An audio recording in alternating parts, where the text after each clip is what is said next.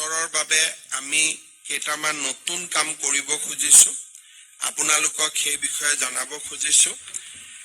কেন্দ্ৰীয় চৰকাৰে ইতিমধ্যে অষ্টম দৰমহা আয়োগ গঠন কৰিছে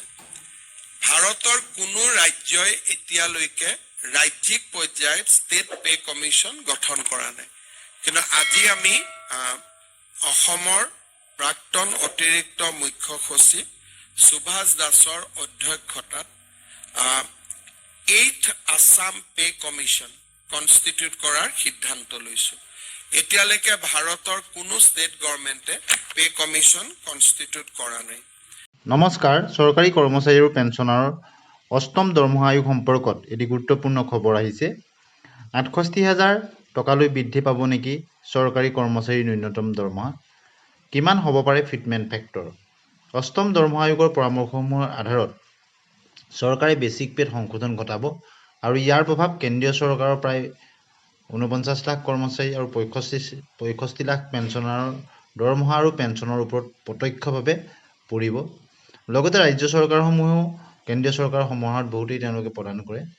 আৰু অষ্টম পে কমিশ্যনৰ কাৰ্যকৰী হোৱাৰ লগে লগে লাখ লাখ চৰকাৰী কৰ্মচাৰী আৰু পেঞ্চনাৰসকল তেওঁলোকে অধীৰ আগ্ৰহে বাট চাই আছে আৰু আয়োগৰ ৰিপৰ্ট অহা বছৰলৈ অহাৰ সম্ভাৱনা আছে কিন্তু ফিটমেণ্ট ফেক্টৰক লৈ চিন্তা চৰ্চা চলিছে আৰু কিমান হ'ব ফিটমেণ্ট ফেক্টৰ এই ফিটমেণ্ট ফেক্টৰে কিমান দৰমহা আৰু পেঞ্চন বৃদ্ধি পাব তাৰ ওপৰত প্ৰভাৱ বিস্তাৰ অৰ্থাৎ সম্পূৰ্ণ নিৰ্ভৰ কৰিব ফিটমেণ্ট ফেক্টৰৰ ওপৰত ১ কোটিৰো অধিক পেঞ্চনাৰ আৰু কৰ্মচাৰীৰ দৃষ্টি ফিটমেণ্ট ফেক্টৰৰ ওপৰত অষ্টম দৰমহা আয়োগৰ পৰামৰ্শসমূহৰ আধাৰত চৰকাৰে বেচিক পেত সংশোধন ঘটাব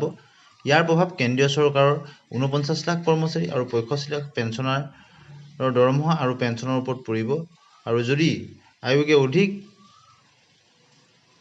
ফিটমেণ্ট ফেক্টৰৰ পৰামৰ্শ দিয়ে তেন্তে বেতন অধিক বৃদ্ধি পাব সপ্তম দৰমহা আয়োগত চৰকাৰে ২.৫৭ ফিটমেণ্ট ফেক্টৰ ৰাখিছিল আৰু ন্যূনতম দৰমহা তাৰ ফলত হৈছিলগৈ বেচিক পে ১৮,০০০ টকা হৈছিল আৰু ফিটমেণ্ট ফেক্টৰ ২.৫৭ গুণ হোৱাৰ অৰ্থ এয়াই যে ষষ্ঠ দৰমহা আয়োগত ৭,০০০ টকাৰ ন্যূনতম বেচিক পে সপ্তম দৰমহা আয়োগত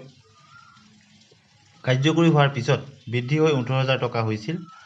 গতিকে ইয়াৰ অৰ্থ বৰ্তমান ফিটমেণ্ট ফেক্টৰ ৩.৮৬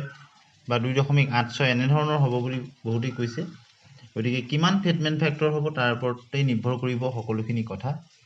আৰু অষ্টম দৰমহা আয়োগৰ ফিটমেণ্ট ফেক্টৰৰ পৰামৰ্শৰ আধাৰত দৰমহা আৰু পেঞ্চন বৃদ্ধি পাব গতিকে কৰ্মচাৰীসকলে পেঞ্চনাৰসকলে অধীৰ আগ্ৰহেৰে বাট চাই আছে ফিটমেণ্ট ফেক্টৰ যদি ৩.৮৩ হয় তেনেহ'লে ন্যূনতম বেচিক পে ৬৯,০০০ টকালৈ বৃদ্ধি পাব আৰু ফিটমেণ্ট ফেক্টৰ কিমান হ'ব সেই বিষয়টোক লৈ এতিয়া চৰ্চা চলিছে বিশেষজ্ঞসকলৰ মতে আয়োগে ২.২৮ ফিটমেণ্ট ফেক্টৰৰ পৰামৰ্শ দিব পাৰে national council of the joint consultative machinery যাক আমি NCJCM বুলি কওঁ NCJCMেও ফিটমেণ্ট ফেক্টৰৰ ওপৰত বহুখিনি তেওঁলোকে পৰামৰ্শ আগবঢ়াইছে তেওঁলোকে ২.২৮ ফিটমেণ্ট ফেক্টৰৰ পৰামৰ্শ তেওঁলোকে ৩.৮৩ ফিটমেণ্ট ফেক্টৰৰ দাবী কৰিছে NCJCMৰ সচিব শিৱগোপাল মিশ্ৰ ডাঙৰীয়াই তেওঁ ৩.৮৩ ফিটমেণ্ট ফেক্টৰৰ দাবী কৰিছে আশা কৰা হৈছে যে ২.৮৬তকৈ যাতে কম নহয় অন্তিম সিদ্ধান্ত লোৱাৰ পূৰ্বে চৰকাৰে বিত্তীয় স্থিতিৰ ওপৰত নজৰ দিব পাৰে ফাইনেল ফিটমেণ্ট ফেক্টৰ আৰু বেচিক পেৰ বাবে কেবিনেটৰ মঞ্জুৰিৰ প্ৰয়োজন প্ৰথমে অষ্টম দৰমহা আয়োগে ফিটমেণ্ট ফেক্টৰক লৈ নিজৰ পৰামৰ্শ কেন্দ্ৰীয় চৰকাৰক দাখিল কৰিব আৰু তাৰ পিছতেই কেন্দ্ৰীয় চৰকাৰে কেবিনেটত ইয়াৰ সিদ্ধান্ত ল'ব লাগিব তাৰ পিছতহে কাৰ্যকৰী হোৱাৰ দিশত আগবাঢ়িব গতিকে সকলোখিনি এতিয়া বৰ্তমান অষ্টম দৰমহা আয়োগৰ ফাইনেল ৰিপৰ্টৰ ওপৰত আহিব যি বিভিন্ন ধৰণৰ দল সংগঠনসমূহৰ লগত আলোচনা কৰি ফিটমেণ্ট ফেক্টৰকে আদি কৰি বিভিন্ন গুণসমূহৰ ওপৰত চৰ্চা চলিছে আৰু তাৰ পিছত কেন্দ্ৰীয় কেবিনেটত তাৰ ওপৰত আলোচনা হ'ব আৰু বিশেষজ্ঞসকলৰ মতে চৰকাৰে এই সন্দৰ্ভত অন্তিম সিদ্ধান্ত লোৱাৰ ক্ষেত্ৰত বিত্তীয় স্থিতিৰ ওপৰত তেওঁলোকে চাব আৰু বৰ্তমান মধ্যপ্ৰাচ্যৰ যুদ্ধই বিত্তীয় অৱস্থাত যথেষ্ট প্ৰভাৱ পেলাইছে আৰু ফিটমেণ্ট ফেক্টৰ ১.৮৩ বা ২.৪৬ হোৱাৰ অনুমান একাংশ বিশেষজ্ঞই আকৌ ফিটমেণ্ট ফেক্টৰ ১.৮৩ পৰা ২.৪৬ মাজত থাকিব পাৰে বুলি অনুমান কৰিছে যদি এনেকুৱা হয় তেন্তে ন্যূনতম বেচিক পে ৩০,০০০ টকাৰ পৰা ৫২,০০০ টকাৰ মাজত থাকিব অৱশ্যে সাধাৰণ মুদ্ৰাস্ফীতিৰ লগত যদি ভিত্তি কৰি ফিটমেণ্ট ফেক্টৰ নিৰ্ধাৰণ কৰা হয় তেনেহ'লে ২.২৮ ফিটমেণ্ট ফেক্টৰ হ'ব তেতিয়াহ'লে ন্যূনতম বেচিক পে 41,000 টকা হ'বগৈ। গতিকে ফিটমেন ফেক্টৰে বহুখিনি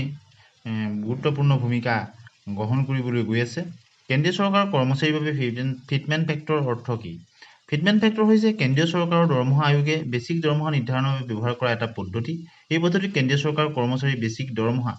আৰু